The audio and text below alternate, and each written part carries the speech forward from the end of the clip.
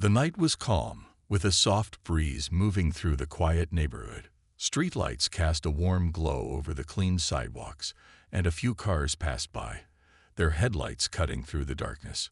It was an ordinary evening, just like any other, and nothing seemed out of place. A black luxury sedan rolled smoothly into the parking lot of a small convenience store. The driver, a well-dressed man in his late 40s, parked the car neatly in one of the spots near the entrance. He stepped out, adjusting his suit jacket, and took a brief look around. His presence was quiet, confident, and composed, but he didn't seem like he wanted any attention. He was just another customer stopping by for something quick. Inside the store, the bright lights reflected off the neatly arranged shelves. A few other customers browsed through the aisles, grabbing snacks, drinks, and other small items. The man walked straight to the refrigerated section, opened the glass door, and picked up a bottle of water. He glanced at his watch, as if keeping track of time, then headed toward the cashier. The worker behind the counter greeted him politely, and he responded with a small nod and a slight smile. He placed the bottle on the counter, reached into his pocket, and took out a few bills. After paying, he gave a simple thank you, grabbed his bottle, and made his way out. Outside, across the parking lot, 2 police officers sat inside their patrol car. It was parked near the edge of the lot, giving them a clear view of the store entrance. They had been there for a while, chatting casually and watching cars pass by. It was a slow night, nothing much happening, just routine patrol duty. One of the officers, sitting in the driver's seat, lazily drummed his fingers on the steering wheel while the other leaned back in his seat. Their conversation faded as their eyes landed on the man walking out of the store. They didn't recognize him, and something about him made them take notice. Maybe it was his confident walk, maybe it was his well-fitted suit, or maybe it was simply the fact that he was driving an expensive car in a neighborhood where they didn't expect someone like him to be. Whatever it was, their expressions changed. They exchanged a quick glance, silently coming to the same thought. "Who's this guy?"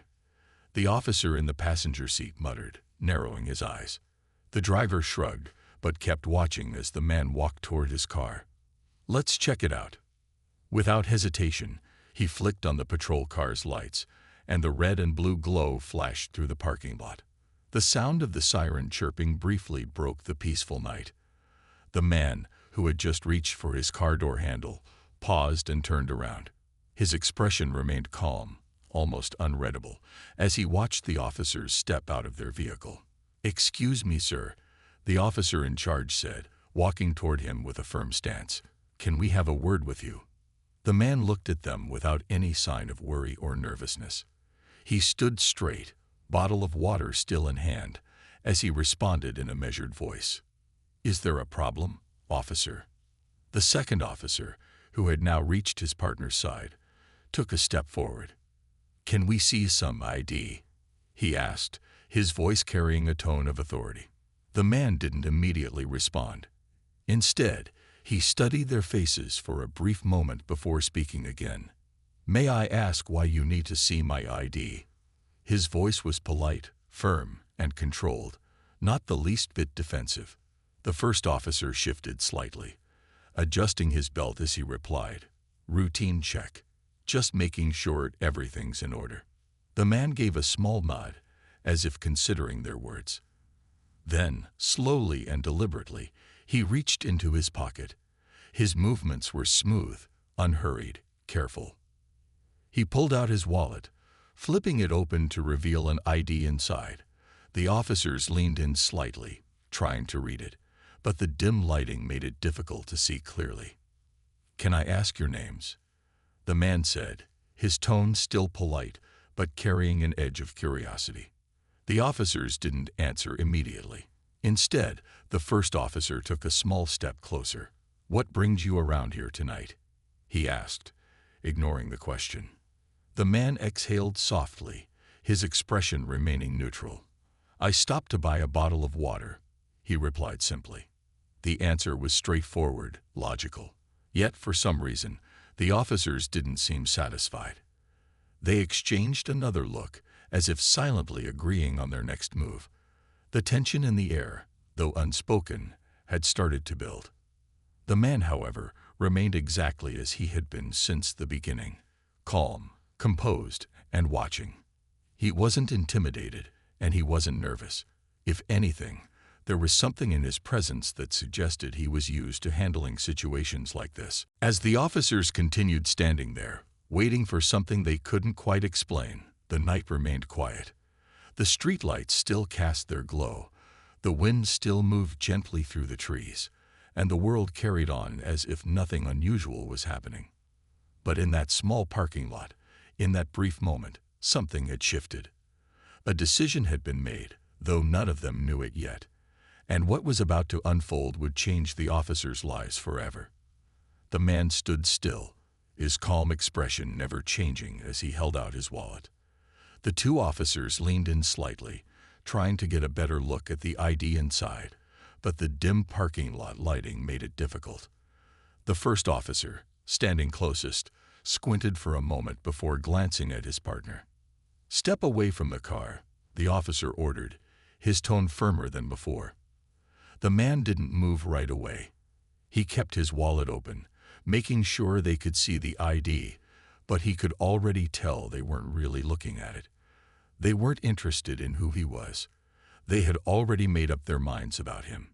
"Is there a reason for this stop?" he asked again, his voice polite yet steady.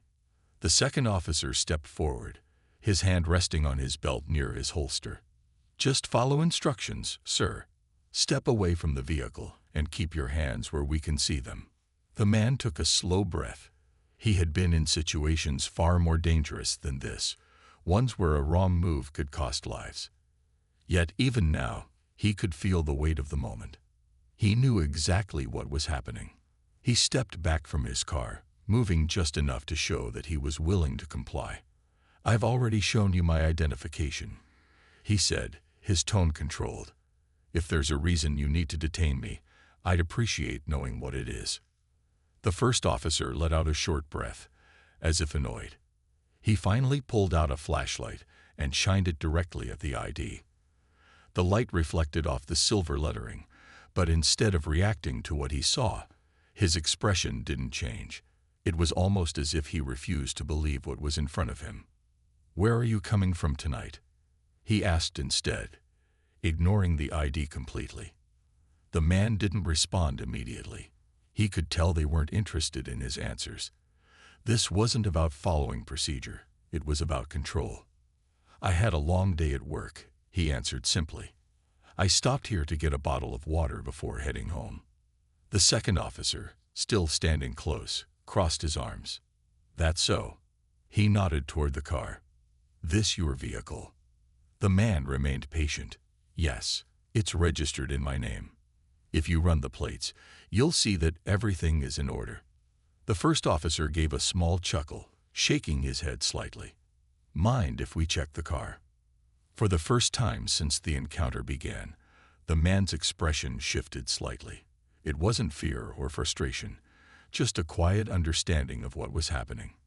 He knew his rights, and he also knew that if he refused, it could escalate the situation. "Is there a reason you suspect I've done something wrong?" he asked, his voice still composed. The first officer clicked his tongue, looking at his partner. "Just doing our job, making sure nothing's out of place." The man studied them both for a moment. He knew their type, officers who operated on assumptions rather than facts, who saw what they wanted to see instead of what was real. He had spent years in intelligence, dealing with high-risk situations and unpredictable people. This, however, was different. This wasn't about security or safety. This was about power. After a pause, he nodded slightly. "Then go ahead," he said, stepping even farther back. The first officer motioned for the second to check the car while he kept his eyes locked on the man. The second officer walked over to the driver's side, pulling on the handle. Locked. He knocked on the window before glancing back. "Unlock it." The man took out his key fob and pressed the button. The locks clicked open. The second officer leaned inside, scanning the interior with a flashlight. The car was spotless. No clutter, no suspicious items. Just a leather briefcase in the passenger seat, a neatly folded jacket in the back, and a phone charger plugged into the console. Nothing unusual. Still, the officer took his time, opening the glove compartment, checking under the seats, and inspecting every corner. The more he searched, the clearer it became that there was nothing to find. But he kept looking, almost as if he needed a reason to justify stopping the man in the first place. Meanwhile, the first officer kept his gaze fixed on the man. "You live around here." The man took another slow breath. "Not far from here," he answered. "Where exactly?" The man met his eyes. "I don't see how that's relevant." The officer tilted his head slightly, his expression unreadable, just trying to get a better understanding of the situation. At that moment, the second officer straightened up and shut the car door. He looked at his partner and gave a small shake of his head. There was nothing to report. The man knew this was the part where they should have let him go. They had checked everything. They had no reason to keep him any longer. But instead of backing off, the first officer took a small step closer. "Sir, I'm gonna need you to turn around and place your hands on the car," he said. For the first time, the man's expression hardened slightly. "On what grounds?" he asked, his voice still level but sharper than before. The first officer didn't answer right away. He just stared at him, as if expecting him to argue or resist. The second officer also hesitated, glancing between them. Something about the way the man carried himself was different. He wasn't flustered, he wasn't defensive. He was just watching them with an unreadable calmness. The man exhaled slowly. He could feel the weight of what was happening. He had given them no reason to treat him this way. He had followed every instruction, remained polite, and shown his ID. Yet, it still wasn't enough. And that was when he realized they still didn't know who they were dealing with. This wasn't just a regular citizen they were trying to intimidate. This was a man who had spent his career making decisions that affected national security. A man who had worked with some of the most powerful individuals in the country. A man who knew exactly how to handle pressure. The officers didn't know it yet, but they had just made the biggest mistake of their careers. And soon, they would find out. The night air felt colder now. The quiet of the parking lot was still untouched, except for the low hum of streetlights and the distant sound of cars passing by. The man stood still, his gaze locked onto the officers, who had clearly made up their minds about him. Despite following every instruction, despite showing them his ID, they still saw him as someone who needed to be handled, controlled. The first officer, standing closest to him, tightened his grip on his belt. "I said, turn around and place your hands on the car." His voice was firm, his tone leaving no room for argument. The man didn't move. He wasn't resisting, but he also wasn't blindly obeying. Instead, he studied the officer's face carefully, as if measuring him, trying to understand what was driving this unnecessary escalation. He could tell it wasn't about anything he had done. It was about the way they perceived him, about the assumptions they had made the moment they saw him step out of his luxury car. "I've shown you my identification," the man said, his voice calm but unwavering. "You've checked my car. I've complied with everything you asked. So, I ask again, on what grounds?" The second officer shifted uncomfortably. He had done the search, and he knew there was nothing suspicious. But instead of saying anything, he remained silent, waiting for his partner to take the lead. The first officer, however, didn't hesitate. His patience seemed to be wearing thin. He took a step closer, closing the space between them.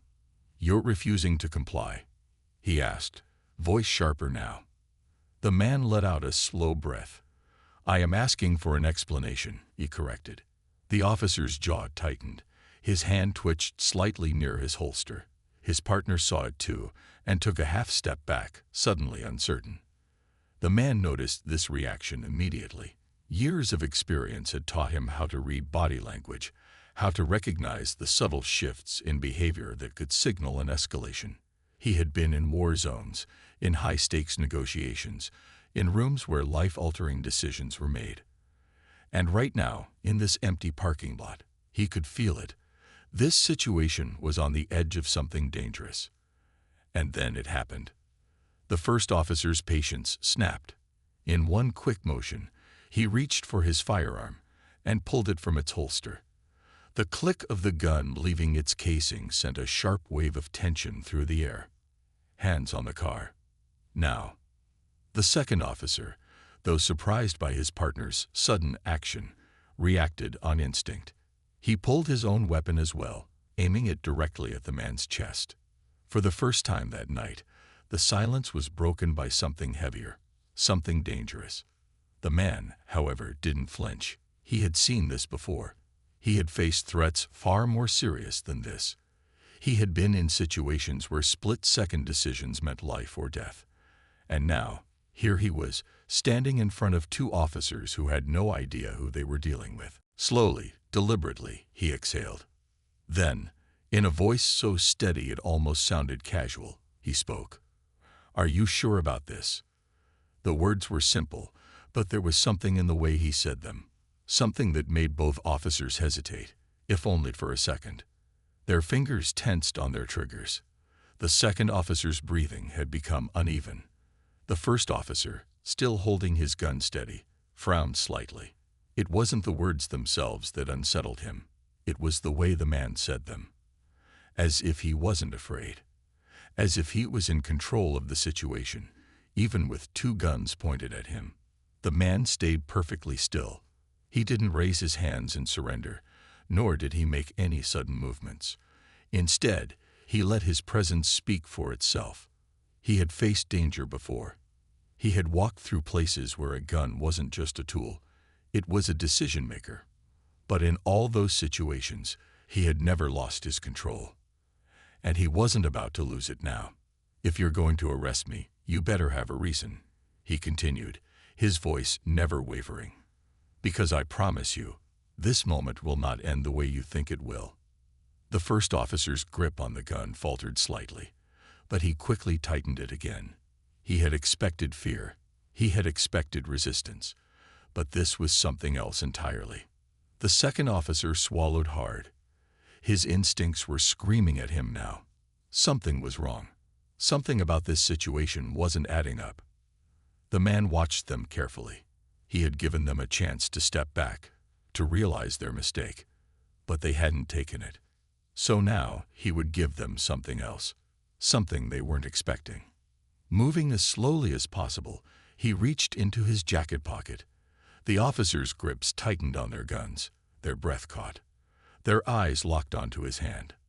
But before they could react, he pulled out something small, something unmistakable.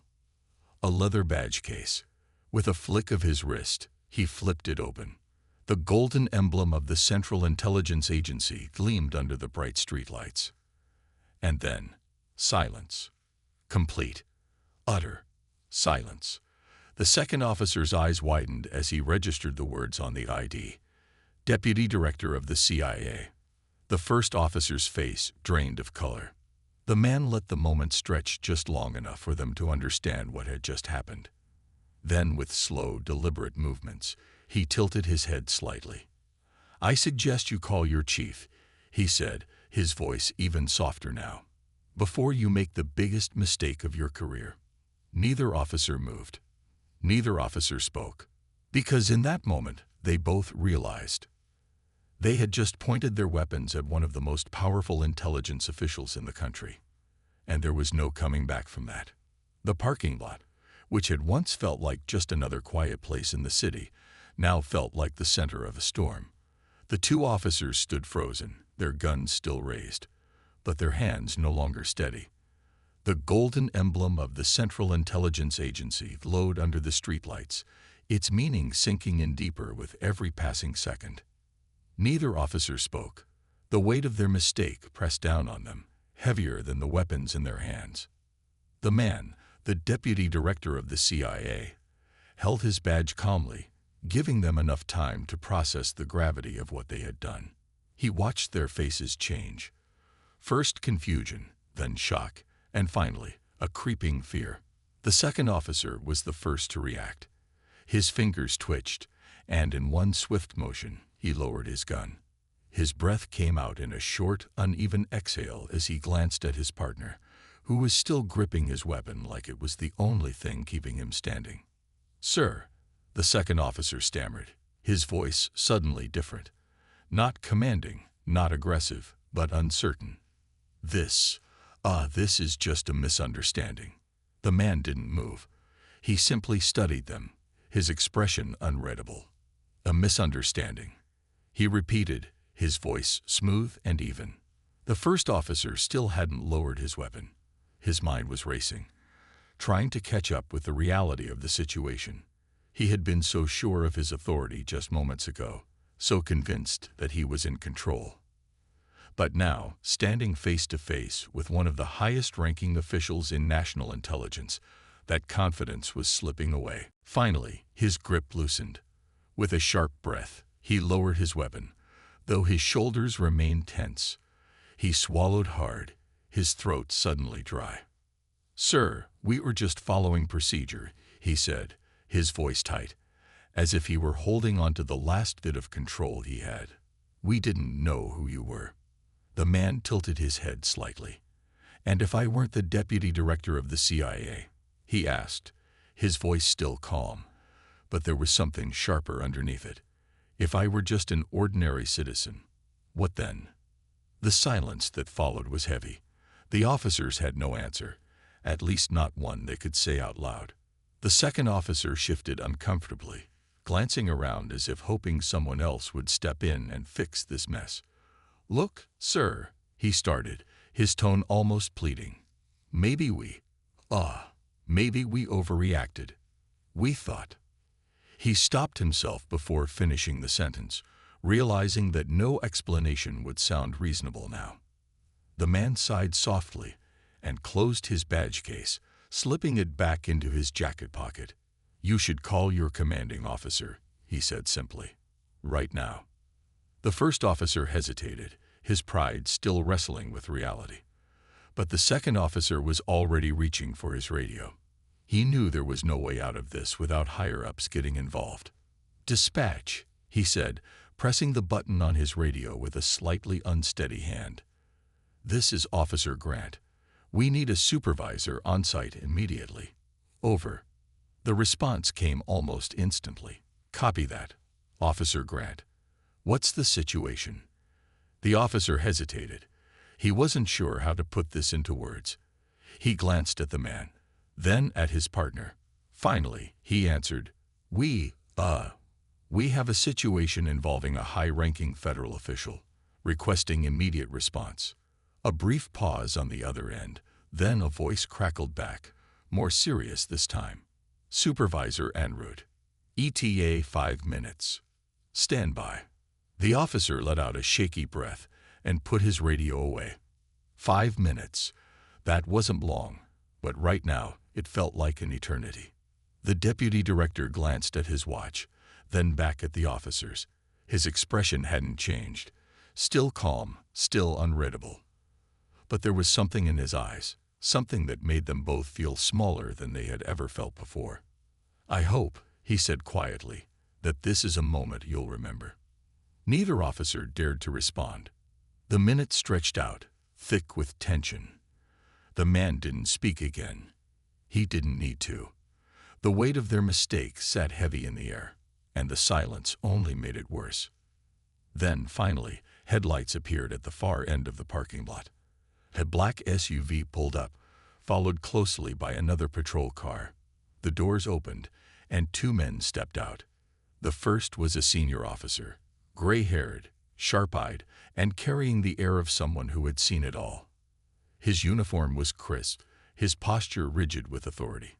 The second man was in a suit, a serious, no-nonsense kind of suit. He wasn't a police officer. He was someone else entirely. The first officer paled when he saw him. The second officer's mouth went dry. This wasn't just a supervisor. This was someone much higher. The gray-haired officer's eyes landed on the deputy director, and his expression shifted immediately. He recognized him. "Sir," he said, his voice firm but respectful. "I apologize for any." The deputy director raised a hand, stopping him mid-sentence. "Let's not waste time with apologies," he said smoothly. He turned slightly and gestured toward the two officers. "Let's talk about accountability." The senior officer stiffened. He turned to the two men under his command, his eyes hard. "Report." Now. Neither officer wanted to be the one to speak first. But the second officer, knowing there was no escape, stepped forward hesitantly. "Sir," he started, his voice almost a whisper.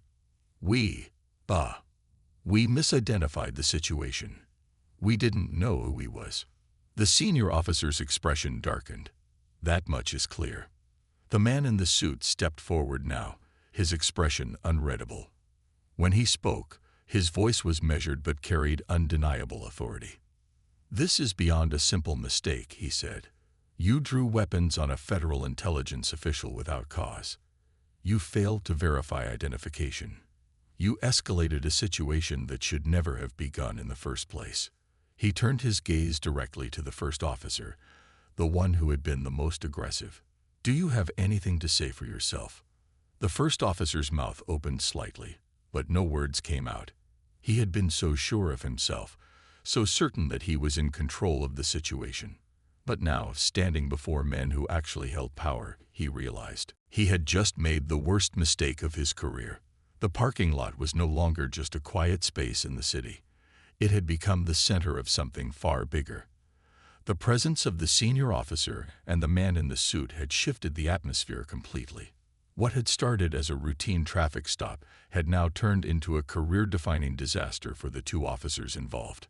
The first officer, the one who had been the most aggressive, felt a knot tightening in his stomach. His mind was spinning, trying to come up with something, anything, that could explain his actions. But nothing he could say would change what had already happened. The senior officer's expression was unreadable, but his tone carried the weight of authority. "You had the deputy director of the CIA show you his identification," he said, his voice slow and measured. "And instead of verifying it, you pulled your weapon on him."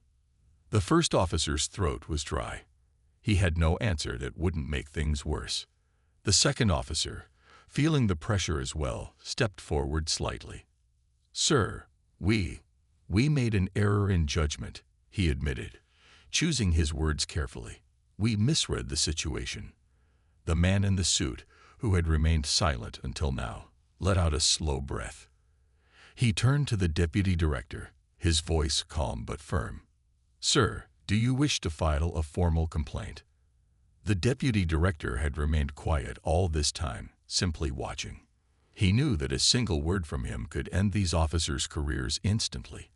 But he also knew that sometimes the greater lesson came not from punishment, but from realization.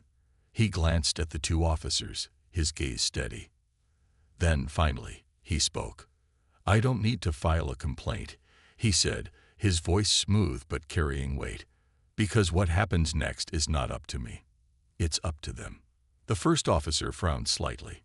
"Up to us," he repeated, confused. The deputy director nodded. "Yes," he said. "Right now, you have a choice. You can try to defend what you did. You can make excuses, blame training, claim it was instinct. Or," he paused, letting the moment sink in, "you can take responsibility. And that choice will determine your future." The second officer looked down, realizing the full meaning behind those words. His career, his reputation, everything was on the line. The first officer, however, still hesitated. He had spent years enforcing the law, believing he was always in control. But for the first time, he felt powerless. The senior officer crossed his arms, waiting. "Well." The second officer took a deep breath. "Sir," he said, turning to the deputy director, "I take full responsibility for my actions. I should have handled the situation differently." His voice was steady, though there was regret in his tone. The deputy director nodded slowly, acknowledging his words. Then he turned to the first officer. "And you?" The first officer clenched his jaw. His pride was screaming at him to push back, to say something that would make him feel like he still had control. But deep down, he knew the truth. There was no justification for what had happened. Finally, after a long silence, he exhaled and lowered his head slightly. "I made a mistake," he admitted. "I didn't assess the situation properly. He paused, then added, "I was wrong." The senior officer nodded, though his face remained stern. "Acknowledging mistakes is the first step," he said. "But that doesn't mean there won't be consequences." The man in the suit pulled out a notepad. "Both of you will be placed under internal review. There will be a formal investigation into your actions tonight." He looked at the first officer.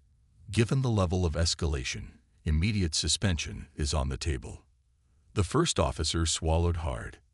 His career, his entire future, was now uncertain. The deputy director, however, was not finished.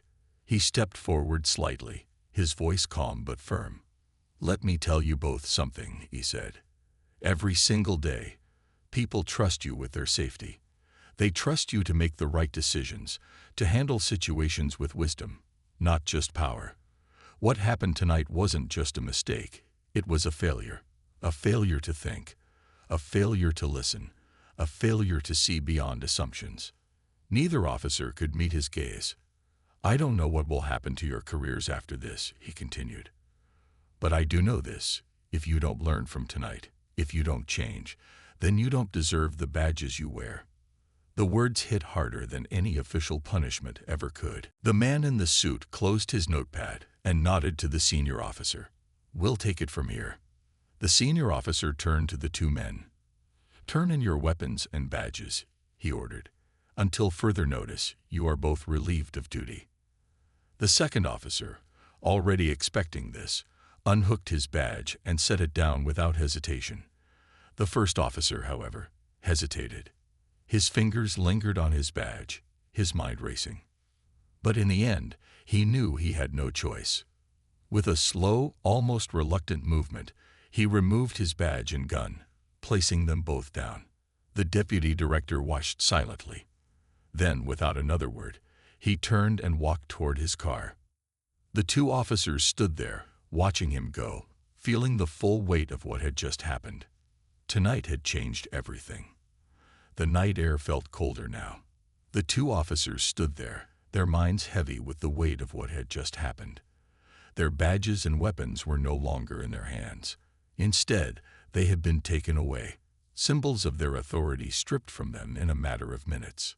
The senior officer and the man in the suit remained for a moment, watching them in silence. The senior officer finally sighed and shook his head. "Go home," he said. "You'll be contacted about the next steps soon." The first officer clenched his fists, but he didn't argue. The second officer simply nodded, his face pale. They both knew that an internal investigation would follow. And once that started, there was no telling what would happen to their careers. As they turned to leave, the first officer couldn't stop himself from stealing one last glance at the deputy director of the CIA. The man had already entered his car, but before pulling away, he looked directly at them through the windshield. His expression wasn't one of anger or satisfaction. It was simply firm, as if he wanted them to remember this moment forever. Then, the car's engine came to life, and within seconds, he was gone. The two officers stood there for a long time before finally heading toward their own patrol car. The silence between them was heavy, neither knowing what to say. As they drove back to the station, the radio crackled with routine calls, reports of disturbances, requests for assistance, everything they used to handle without a second thought. But tonight, none of it mattered. They weren't officers anymore, at least not for now. The first officer gripped the steering wheel tightly. "This isn't over," he muttered, staring straight ahead. The second officer sighed, running a hand down his face. "You're right," he said, though his tone was different. "It's not." Meanwhile, back at the agency headquarters, the deputy director sat in his office, reviewing reports on his laptop. The night's events had already been logged, and a detailed account was being sent to senior officials. A soft knock at the door made him look up. It was one of his trusted aides, "Sir, the director wants a full briefing in the morning," she said. "They're taking this incident very seriously." The deputy director nodded. "They should." The aide hesitated before speaking again. "What do you think will happen to those officers?" The deputy director leaned back in his chair, thinking for a moment. "That depends on them," he said. "This could be the end of their careers, or it could be the moment they finally understand what it truly means to wear a badge." The aide nodded, understanding his point. "And if they don't?" The deputy director's gaze hardened. "Then they have no place in law enforcement." He closed his laptop and stood up, signaling that the conversation was over. He had done his part. Now, it was up to the system to handle the rest. The next morning, the two officers sat in a waiting area at the precinct, their futures hanging in the balance. Their supervisor entered the room, his expression unreadable. "The department has launched a full investigation into last night's incident," he informed them. "You will both have hearings where you can present your side of the story. Until then, you are suspended from duty." The first officer frowned. "How long will this take?" The supervisor crossed his arms. "As long as it needs to." He studied them for a moment before adding, "You should use this time to think about what happened. This isn't just about last night. It's about every decision you've ever made in uniform. If you don't understand that, you don't deserve this job." His words hit hard, and for the first time, the first officer had nothing to say. The second officer simply nodded, realizing that this wasn't just about keeping his job anymore. It was about proving he was worthy of it. The road ahead was uncertain, but one thing was clear: last night had changed everything. The waiting room in the police department felt smaller than usual. The walls, the clock ticking above, even the chairs they sat on. All of it felt like it was closing in. The two officers sat in silence, knowing that within the next few hours, their futures would be decided. For the past few days, the investigation had been moving quickly. Internal Affairs had reviewed the body cam footage, collected witness statements, and analyzed every detail of what happened that night. The entire department was talking about it, and not in a good way. The second officer, who had admitted his mistake early on, sat with his hands clasped together. He knew he had made a terrible decision that night, but he had accepted that he had to face the consequences. He just didn't know what those consequences would be. The first officer, however, still felt a mix of frustration and fear. He had always prided himself on being in control, on knowing exactly how to handle situations. But now, for the first time in his career, he was powerless. The door finally opened, and their commanding officer stepped inside, followed by two officials from Internal Affairs. The air in the room grew even heavier. "Officers," the commanding officer began, his voice firm. "After careful review, we have reached a decision." Neither officer moved.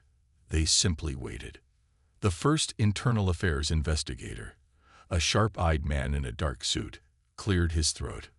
"We've examined the footage, spoken to all involved parties, and taken into account your service records." He looked at them both before continuing. "This is not a decision we've taken lightly." The second investigator, a woman with a calm but serious demeanor, added, "Your actions that night showed a clear failure in judgment. You escalated a situation that should never have been a confrontation in the first place. You ignored proper identification and allowed personal bias to cloud your decisions." The first officer tensed, wanting to defend himself, but he knew now wasn't the time to argue. The commanding officer spoke next.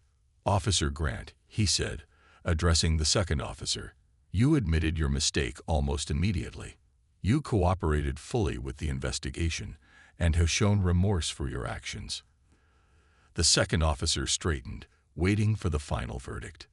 "Because of that," the commanding officer continued, "you will be suspended for 3 months without pay. You will also be required to complete additional training, including de-escalation techniques and ethics training, before being allowed to return to duty." The second officer exhaled. He had expected something worse. This was still a punishment, but at least it wasn't the end of his career. Then the commanding officer turned to the first officer. His expression was colder now. "Officer Hayes," he said, his tone shifting. "Your case is different." The first officer's heart pounded. He had been hoping for a similar punishment, something temporary. But the way they were looking at him told him otherwise. "You showed resistance during the investigation," the first internal affairs investigator said. "You failed to acknowledge your mistake until it was clear there was no other option. And even now, you have not fully taken responsibility for what happened." The second investigator leaned forward slightly. "This department cannot afford officers who refuse to learn from their mistakes." The commanding officer didn't hesitate. "Effective immediately, your employment is terminated." The words hit like a punch. The first officer felt his breath catch, his mind struggling to process what he had just heard. "Terminated," he repeated, his voice barely above a whisper. "Yes," the commanding officer confirmed. "You are no longer an officer of this department." The room fell silent. The second officer glanced at his former partner, but said nothing. There was nothing to say. The first officer's face went pale. He had spent years in this job, thinking he was untouchable, that no mistake could ever cost him everything. But now, in the blink of an eye, it was gone. "You have 30 minutes to clear out your locker," the second investigator added. "Your access to department systems has already been revoked." The first officer clenched his jaw, but he knew there was nothing he could do. He had made his choices, and now he was facing the consequences. Without another word, he stood up and walked out of the room. The second officer remained seated, still processing everything that had happened. He had been given a second chance. He didn't know what he would do with it yet, but he knew one thing: he would never make the same mistake again. As he left the room, the reality of the night's events finally sank in. For one officer, it was the end. For the other, it was a painful lesson. And for the deputy director of the CIA, it was a reminder that justice, in the right hands, would always prevail. The sun was beginning to set as Officer Grant walked out of the police station. The air was cool, but he barely noticed. His mind was still processing everything that had happened. He had come so close to losing everything. 3 months of suspension, a mandatory retraining program, a permanent mark on his record. It was a heavy punishment, but he was still an officer. He still had a chance to fix things. As he reached the parking lot, he saw Officer Hayes standing near his car, staring down at the pavement. His badge was gone. His career was over. Grant hesitated for a moment, then walked over. "Hey," he said quietly. Hayes looked up, his face hard to read. There was no anger in his eyes, just emptiness. "So you get to keep your job," he muttered. Grant nodded. "Yeah, but it's not the same anymore." Hayes let out a dry laugh. "Nothing will be the same." There was a long silence between them. Grant shifted on his feet, debating whether to say what was on his mind. Finally, he spoke. "We messed up that night," he admitted. "There's no excuse for what we did." Hayes looked away. "I know." His voice was quieter now. "But I didn't think it would cost me everything." Grant sighed. "It didn't have to," he said. "You could have handled things differently. You could have taken responsibility earlier." Hayes exhaled sharply, but he didn't argue. Deep down, he knew Grant was right. His refusal to accept fault, his pride, his anger, it had all led to this moment. For a long time, neither of them spoke. Finally, Hayes shook his head. "Well, guess this is it." Grant nodded. "Yeah." Without another word, Hayes opened his car door, got inside, and drove away. Grant watched him go, feeling a strange mix of emotions. He had lost a partner, but more than that, he had lost the belief that he had once held, that wearing a badge automatically meant he was always right. He had been wrong. And now he had to live with that truth. Meanwhile, across town, the deputy director of the CIA sat in his office, going through reports from the day. The incident with the 2 officers had already been filed, and the case was now closed. He had been in dangerous situations before, much worse than what had happened that night. But this one had felt different. It had reminded him of something important. Power was a responsibility. It didn't matter if it was a badge, a title, or a government position. Authority didn't mean control. It meant duty, to the people, to the truth, to justice. A knock at his door pulled him from his thoughts. His aide stepped inside. "Sir," she said, handing him a file. "The official report from the police department. One officer has been terminated. The other is on suspension." The deputy director nodded, taking the file. "Understood." The aide hesitated. "Was this the outcome you expected?" He looked at her for a moment before answering. "It was the outcome they chose." She nodded, understanding what he meant. Some lessons were learned through experience. Others were learned the hard way. This was one of those lessons. 3 months later, Officer Grant returned to the department. The time away had changed him. The training, the reflection, and the reality of how close he had come to losing everything had forced him to see things differently. He wasn't just back to do his job. He was back to do it better. As he put on his badge again, he made a silent promise to himself. Never again. Never again would he make assumptions without thinking.